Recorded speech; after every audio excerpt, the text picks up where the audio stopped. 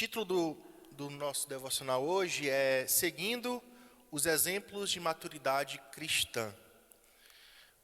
Você que tem acompanhado, você percebeu que Paulo inicia o capítulo 3 de Filipenses falando de sua conversão. Ele faz ali uma referência aos judaizantes, chamando até de cães, os da falsa circuncisão. E depois vai falar, olha, se alguém pode se regozijar na carne, sou eu. E ali ele fala um breve histórico ou testemunho da sua conversão. E após esse testemunho, Paulo ele começa a discorrer o que acontece, né? Quando nós nos convertemos, é um ato, né? Deus transforma o nosso coração de pedra, colocando um coração de carne. Você estava andando para um caminho de morte, Deus lhe converte, né, 180 graus, para que você possa caminhar um caminho de vida. E depois desse ato, né, legal, né, até jurídico ali, Deus pagando a nossa dívida contra Ele mesmo ali na cruz, Deus inicia um processo. Esse processo é chamado santificação. E aí Paulo fala de santificação como um progresso espiritual, como uma corrida. Né? Pensem nessa figura da corrida, eu vou usar essa ilustração várias vezes. Paulo está correndo com força, com velocidade, com foco, rumo a um alvo, rumo ao prêmio. E nessa corrida pela santidade ou insantidade, o Paulo vai amadurecendo, vai buscando essa maturidade espiritual em Cristo Jesus.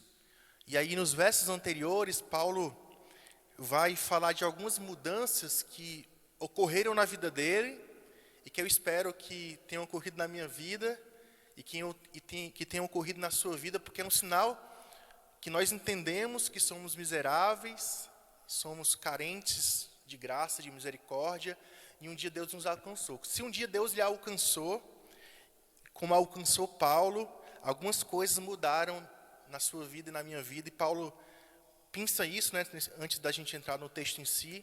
Paulo ele vai dizer que ele tem uma nova prioridade. Eu espero que todos nós tenhamos uma nova prioridade após nos convertermos. E essa prioridade de Paulo é conhecer a Cristo. E aí você pergunta, mas Paulo já não conhecia a Cristo, né? Foi assunto aos céus, esteve com o Senhor aprendendo.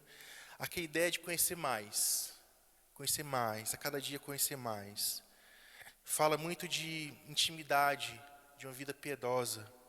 Então, se um crente, ele deve ter uma nova prioridade na sua vida, que é você conhecer mais a Cristo, se achado mais parecido com Ele.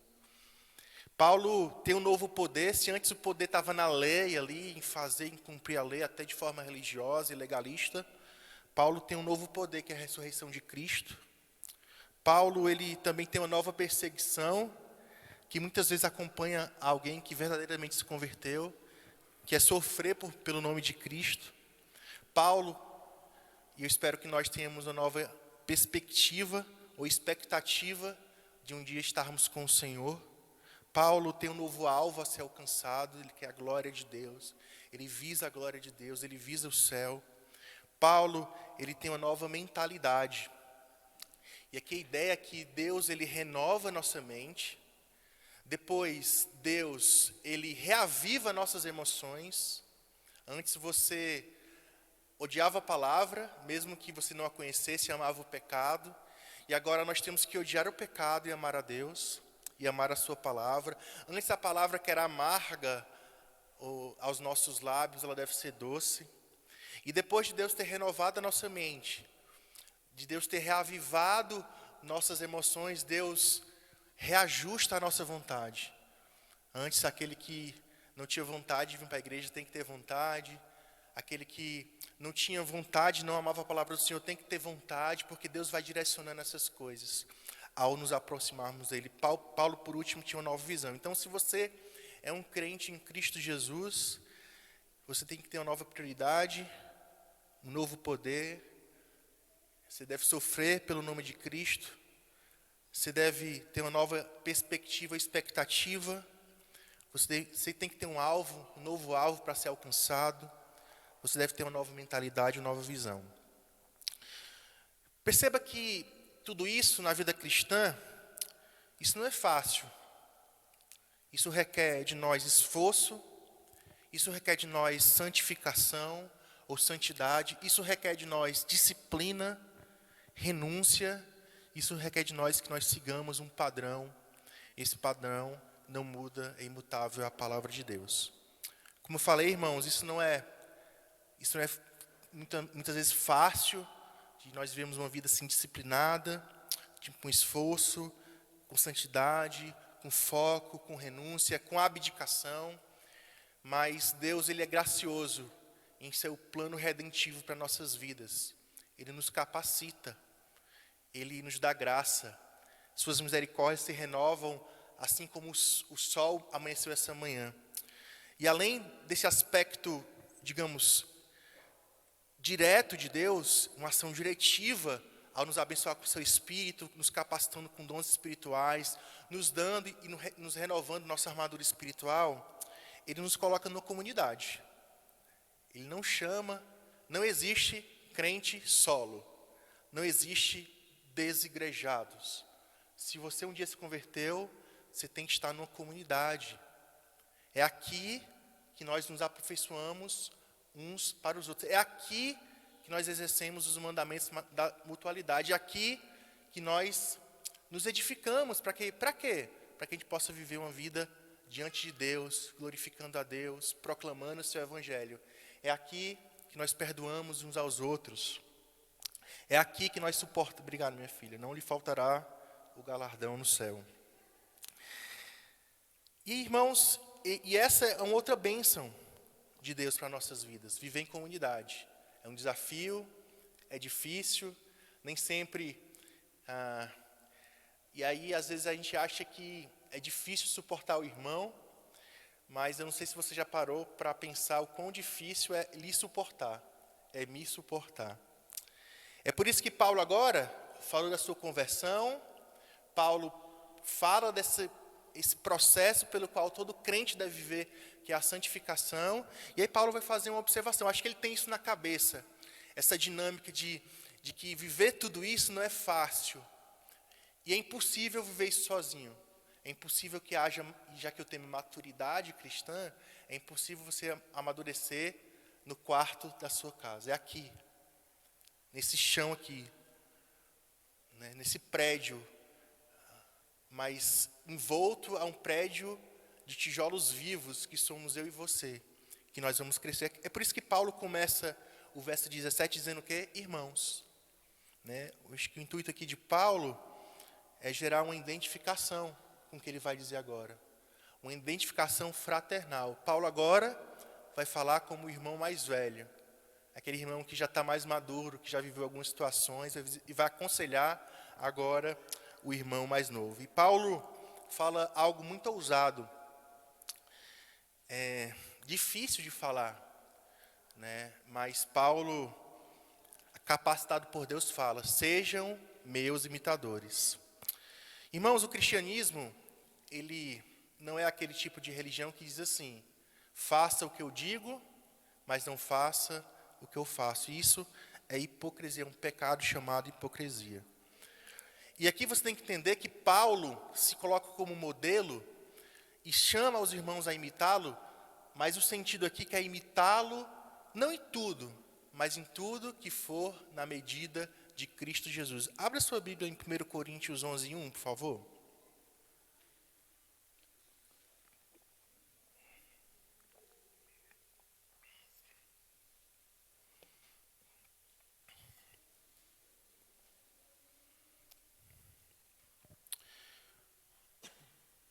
Em 1 Coríntios 11:1, Paulo diz assim: sejam meus imitadores, como também sou de Cristo. A ideia é que Paulo chama os seus irmãos, digamos, as suas ovelhas, que ali um dia ele esteve entre os filipenses, a imitá-lo, mas naquilo que Paulo imita Cristo. A ideia aqui, irmãos, é que não é de perfeição, e aí o termo que Paulo usa em Filipenses, nos versos anteriores, de perfeição, lembra maturidade, lembra progresso, lembra intimidade. A ideia aqui que Paulo possivelmente está se referenciando é que, lembra da figura que eu falei que usa bastante da corrida? A ideia é que um dia você foi alcançado por Cristo e agora você tem que alcançar Cristo. E como é que você alcança aqui Cristo nessa ilustração de Paulo? É correndo. E a corrida aqui não é uma corrida amorosa, não é um trote, é uma corrida cadenciada, é uma corrida forte, é uma corrida veloz, é uma corrida acelerada. Possivelmente Paulo, quando comunica aqui aos seus leitores, alguns irmãos se esmoreceram nessa corrida. Começaram a caminhar, alguns começaram a sentar e assistir outras pessoas correndo. Então, quando Paulo diz assim, sejam meus imitadores, continue correndo comigo.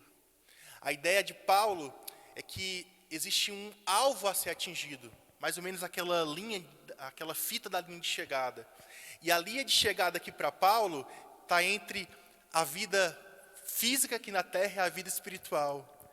Né? Paulo está buscando o Senhor, Paulo está buscando estar com o Senhor, Paulo está buscando cruzar essa linha para estar com o Senhor.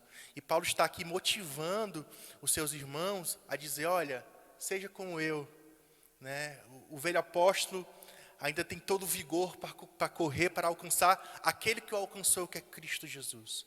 E ele quer atingir o coração dos seus leitores, e eu creio que quer atingir os nossos corações. Paulo quer nos motivar. Se nós estamos esmorecidos nessa caminhada, se nós estamos cansados, alguns sentados só observando outros correrem, vamos correr como Paulo. Né? Aqui existe aquelas irmãs gêmeas, siamesas, né, que vão se encontrar na eternidade. Paulo quer alcançar um alvo, por isso que ele está dando o máximo de si para atingir esse alvo. Então, requer de nós responsabilidade humana. Então, requer de nós sermos disciplinados espiritualmente. E aqui cabe algumas perguntas, né, como se nós temos negligenciado nossa vida de oração, se nós temos negligenciado nossa vida de estudo e leitura da palavra, se nós temos negligenciado o testemunho e o serviço a Cristo. Tudo isso, todas essas negligências apontam que nós temos se esmorecido nessa caminhada. E Paulo, né, nos lembra a dizer assim, olha, não se esmoreça mais. Né, clame ao Senhor para que possa renovar, lembra, a nossa mente. E eu não estou com vontade, então tem que reavivar suas emoções, para que você possa redirecionar, para que Ele possa redirecionar sua vontade, para que você possa correr de forma acelerada, forte, veloz, cadenciada. Lembra que existe uma responsabilidade humana, de nós corrermos, de darmos o nosso máximo. Mas no final, Paulo fala que vai atingir o alvo, mas receberá um prêmio. Esse prêmio é a ação graciosa e soberana de Deus. No último fim, no fim das coisas, no fim dos tempos, sempre vai ser a graça. Sempre vai ser a graça e misericórdia de Deus. Que nós possamos depender e termos essa visão, que nós somos carentes dessa graça. Que nós possamos buscar por um alvo, né? Por um lado, nos esforçarmos, caminharmos, lermos mais a palavra, orarmos mais, confessarmos mais os nossos pecados, nos humilharmos na presença do Senhor, para que nós possamos ser alvos da graça de Deus e atingirmos esse prêmio. Paulo fala, irmãos, sejam os meus imitadores. Seguindo o verso 17, ele ainda diz assim, e observem os que vivem segundo o exemplo que temos dado a vocês. Possivelmente Paulo está se referindo aqui aos presbíteros, aos diáconos e aos crentes maduros. Paulo sabe que o padrão é alto. A palavra de Deus não baixa o seu padrão para que nós possamos viver de forma medíocre. Ela quer inclinar nossos corações para que nós possamos atingir a perfeita varonilidade que é Cristo Jesus.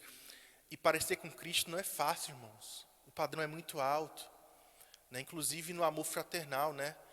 Cristo resume a lei nos dois grandes mandamentos, né? Mas depois ele reinterpreta, dá a verdadeira interpretação para o segundo grande mandamento, né? Que nós não devemos amar os outros como nós nos amamos somente. Nós devemos amar os outros como Cristo nos amou. O padrão é alto, irmãos, é difícil. Por isso que somos carentes, dependentes da graça. E por isso que talvez Paulo aqui, o pensamento dele seja colocar algo tangível.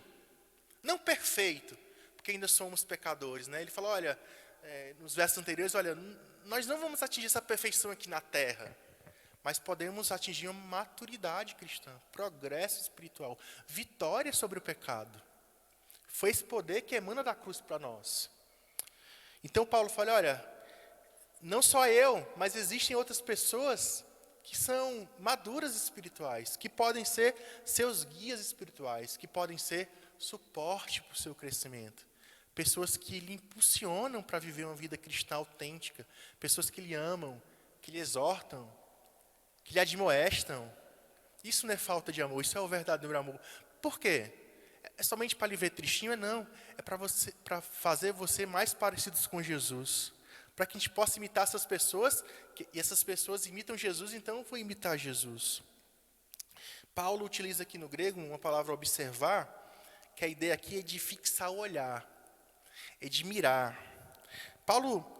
A ideia aqui de Paulo é que nós nos cerquemos de irmãos piedosos, para que irmãos que nos afastem do pecado, irmãos que nos aproximem de Deus. Então, que nós possamos nos cercar dessas pessoas, que não são perfeitas, mas devem nos guiar e nos discipular, e nos ensinar a nos amar, nos suportar, nos impulsionar, investir em nossas vidas, para que nós possamos ser mais parecidos com Jesus. Lembra, Paulo tem referência com presbíteros, diáconos e crentes maduros. Então, essa responsabilidade, hein, pastor, cresce mais sobre os ombros desses homens. Mas não temei. Não temei. No final, eu vou fazer uma aplicação sobre isso. Assim como é sábio se cercar de irmãos valorosos, irmãos que lutam para glorificarem a Deus, é tolice. É desorientação caminhar sozinho. Muitas vezes é orgulho. E muitas vezes seguir uma pessoa é muito arriscado, uma pessoa só. Porque você tende a ser influenciado não somente pelas virtudes, mas também pelas fraquezas. Então, quanto mais você se cercar de irmãos sábios, piedosos, que apontem para Jesus, certamente nós seremos mais abençoados. Paulo aqui nos incentiva a imitarmos aqueles que imitam a Cristo.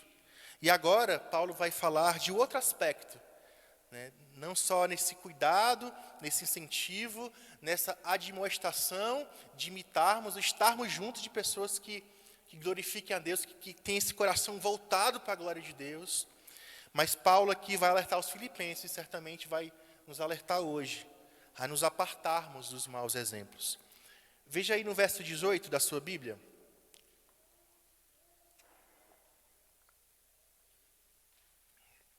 Pois muitos andam entre nós, dos quais repetidas vezes eu lhes dizia, e agora digo, até chorando, que são inimigos da cruz de Cristo. Paulo aqui, ele está possivelmente se referindo aos judaizantes, aqueles que ele chamou de cães ali nos primeiros versos do capítulo 3. Lembrando, os judaizantes eram aqueles que eram judeus que se converteram ali à fé cristã, mas levantaram essa falsa doutrina, essa heresia, né, que é uma afronta ao Evangelho de Cristo, que Cristo não era suficiente para a salvação. Era Cristo mais Moisés. Então, eles queriam tornar ali o cristianismo, né, como se fosse uma nova vertente do judaísmo. Por isso que eram judaizantes. Eles queriam que aqueles que se converteram cumprissem a lei, porque era necessária para a salvação, de uma forma bem resumida. Então, Paulo aqui, quando fala inimigos da cruz, ele está se referindo a esses judaizantes que se infiltraram na igreja, aos falsos mestres, aplicando hoje, né? Poderia dizer que é o joio, que infelizmente cresce meio trigo, são os bodes, que podem ser confundidos com as ovelhas, são os religiosos que vêm para a igreja para bater o cartão. E aí Paulo usa a expressão chorando, né? Chorando. Por que Paulo está chorando aqui quando fala desses inimigos da cruz? Possivelmente por dois motivos. O primeiro é porque Paulo ama demais a igreja de Jesus. E Paulo sabe que a igreja é muito preciosa para Deus. E ele sabe o quanto esses falsos mestres, o joio, o bode, ele pode causar de dano na igreja, pela má influência, por uma influência negativa, pelo veneno mortal, que às vezes escorre aqui no canto da boca, por um câncer chamado fofoca.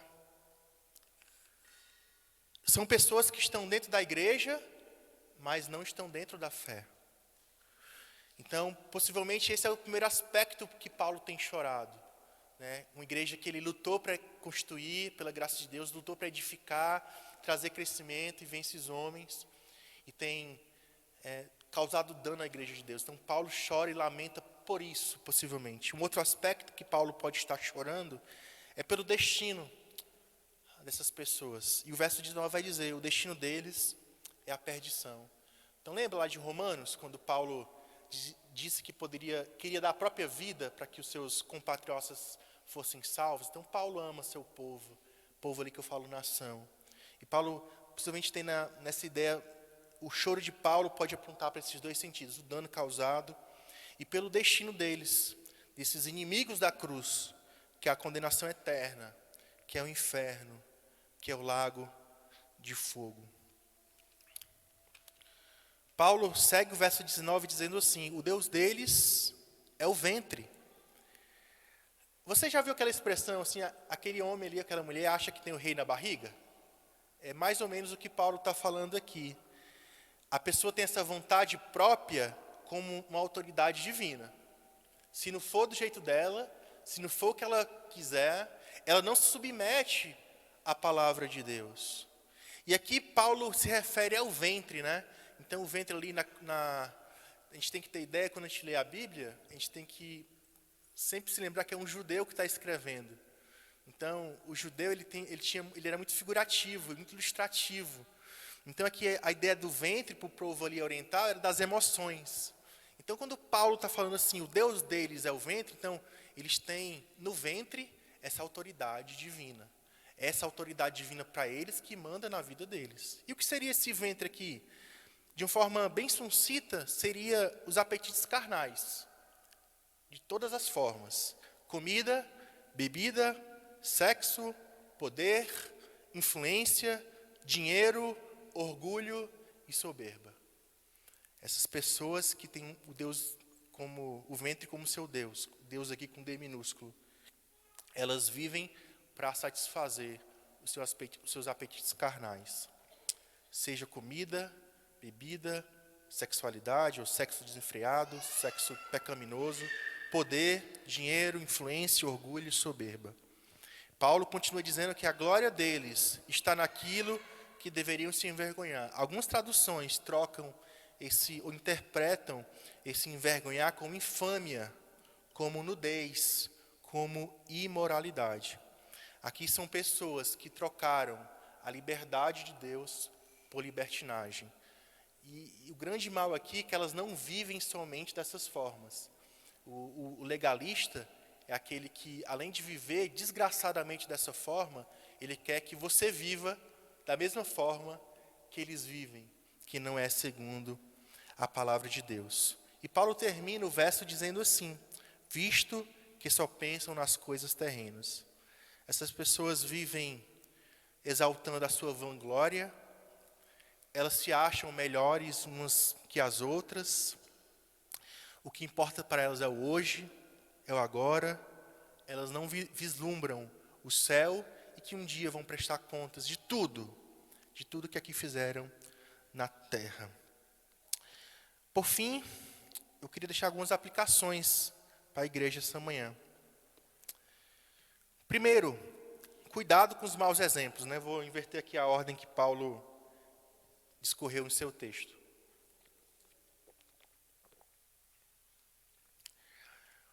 Não comungue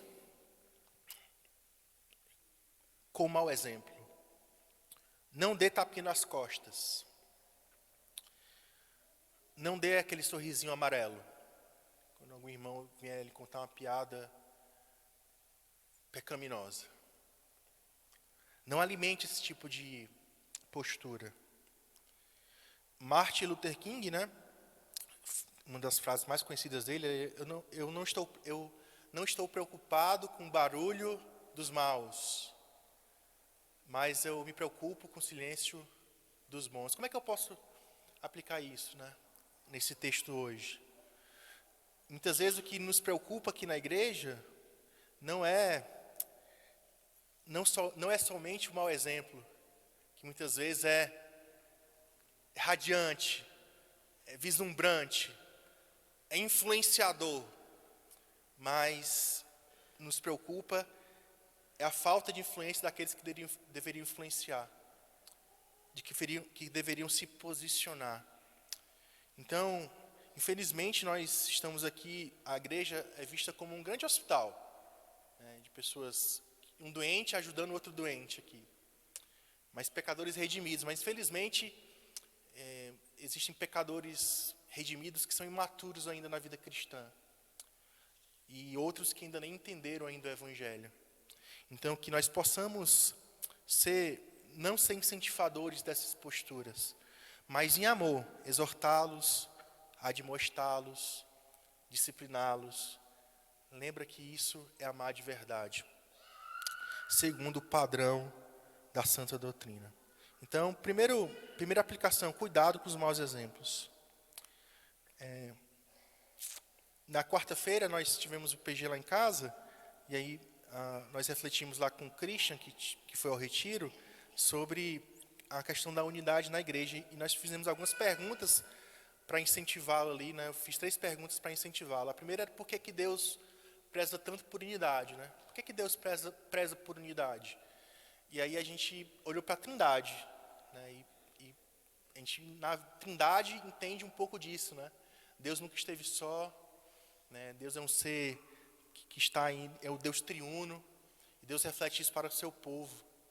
E Deus constitui, né? E morreu, olha o preço que Deus pagou. Morreu na cruz para que nós possamos ser um povo só. E aí outra pergunta era, existe algum limite para a unidade, né? Existe, irmão, é verdade. Não é unidade pela unidade.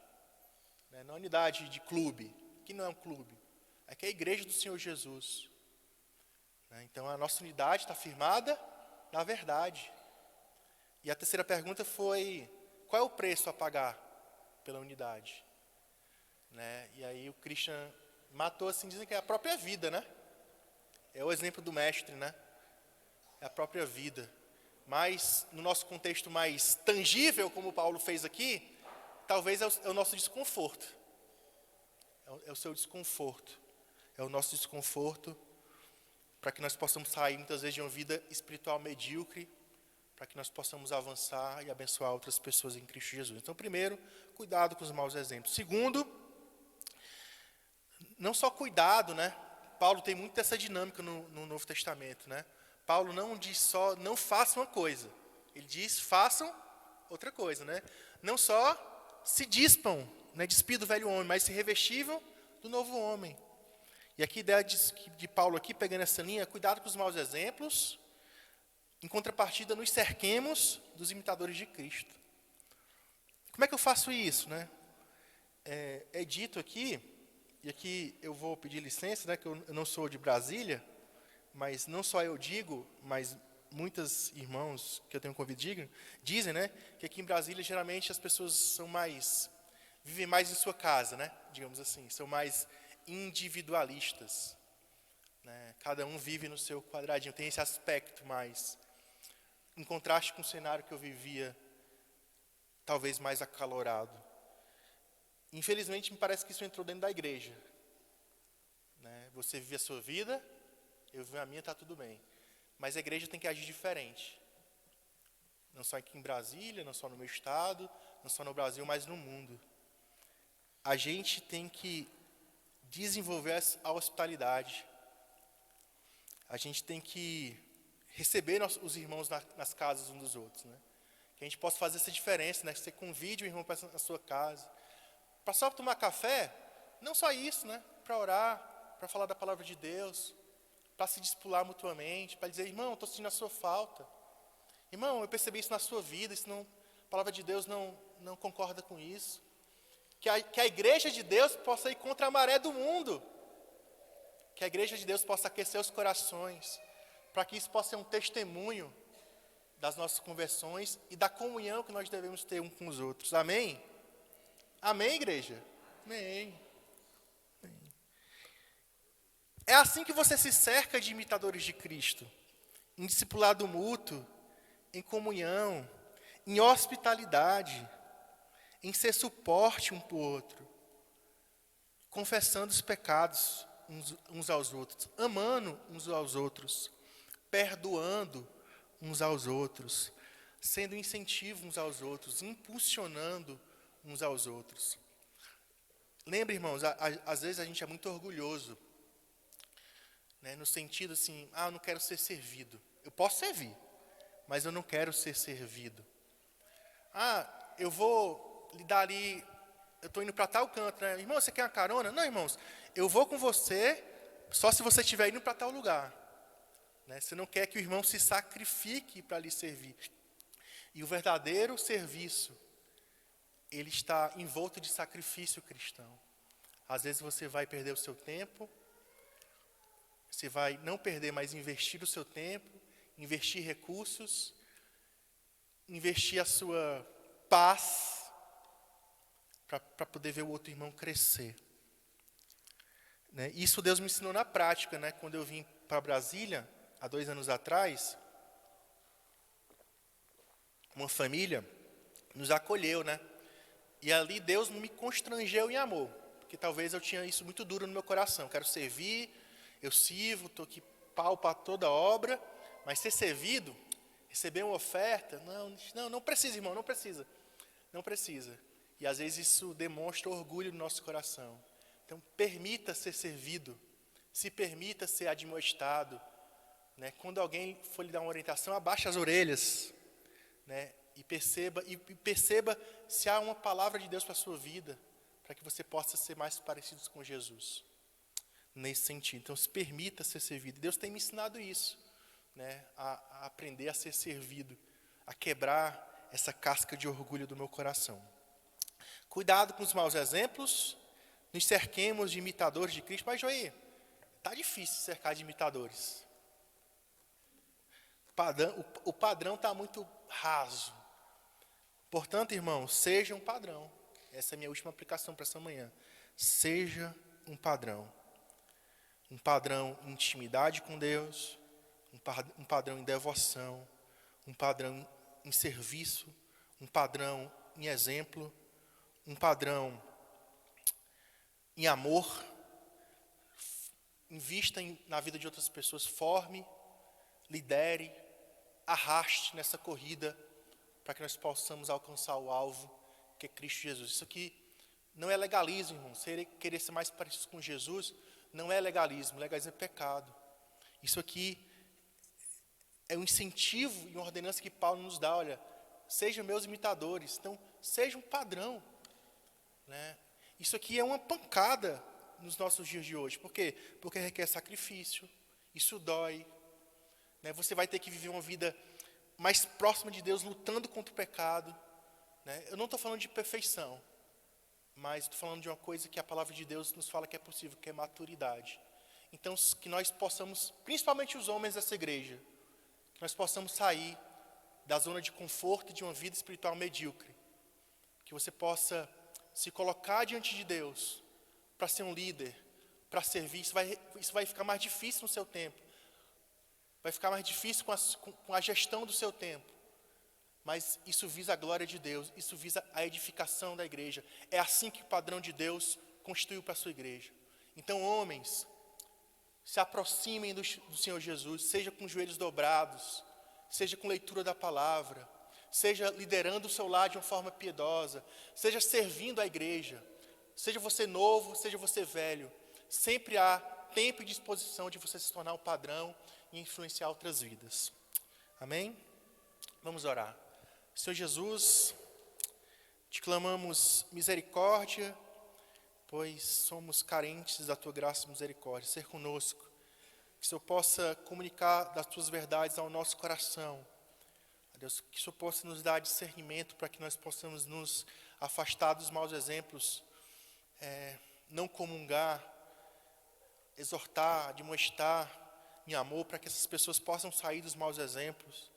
que nós possamos nos cercar de pessoas piedosas, que de uma forma de discipulado mútuo, que nós possamos crescer conjuntamente para a Tua glória, para sermos achados Teus imitadores. E por fim, apesar de nós, que isso possa instigar nosso coração, aquecer esse desejo de todos nós aqui da Igreja Betel, a nos tornarmos padrão. E esse padrão aqui é um padrão que o molde é Cristo Jesus. Então, que nós possamos Te amar mais, que nós possamos nos afastar mais de maus hábitos, hábitos pecaminosos, que nós possamos, ao Te amar mais, amarmos mais a Tua palavra, estudarmos mais a Tua palavra, dedicarmos vida mais de oração, servirmos de uma forma diligente a Tua igreja, não servindo somente os homens, mas servindo a Deus, que é o único digno de ser servido. Nos ajuda, pois não é fácil. É por isso que o Senhor nos coloca em comunidade. É por isso que o Senhor nos faz num corpo vivo, de tijolos vivos, para que possamos nos ajudar mutuamente. Assim nós Te pedimos e clamamos, no nome do Teu Filho amado Jesus Cristo. Amém.